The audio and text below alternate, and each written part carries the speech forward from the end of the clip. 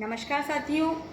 हमने और आपने लोकतंत्र के बारे में बचपन से काफी कुछ पढ़ा और सुना है, लेकिन शायद हम इसके पाने की कीमत का एहसास नहीं कर पाते, क्योंकि हमने 1857 नहीं देखा, हमने जलियांवाला बाग नहीं देखा, हमने गांधी के आंदोलनों का संघर्ष नहीं देखा, हमने भगत सिंह जैसे अनगिनत नौजवानों की शहादत को नहीं देखा, हमने इस देश के बंटवारे को नहीं देखा, हमने नहीं देखी वो लाशों से भरी हुई रेलगाड़ियां।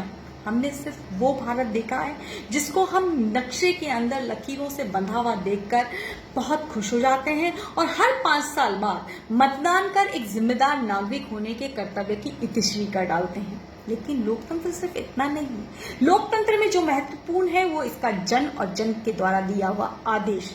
परंतु अफसोस और दुर्भाग्यपूर्ण स्थिति है कि वर्तमान में उसी जनादेश द्वारा चुनी हुई लोकतांत्रिक सरकारों को गिरा करके मनमर्जी की सरकारें थोपने की एक नई परंपरा की शुरुआत हो चुकी है।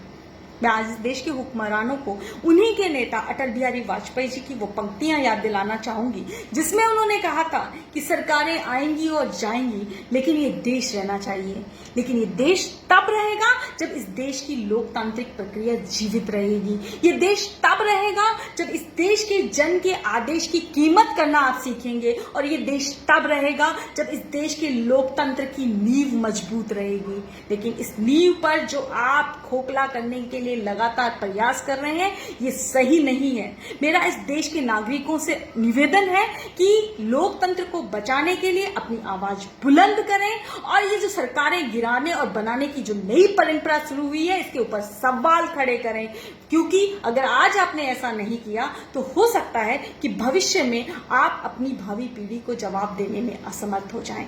धन्यवाद।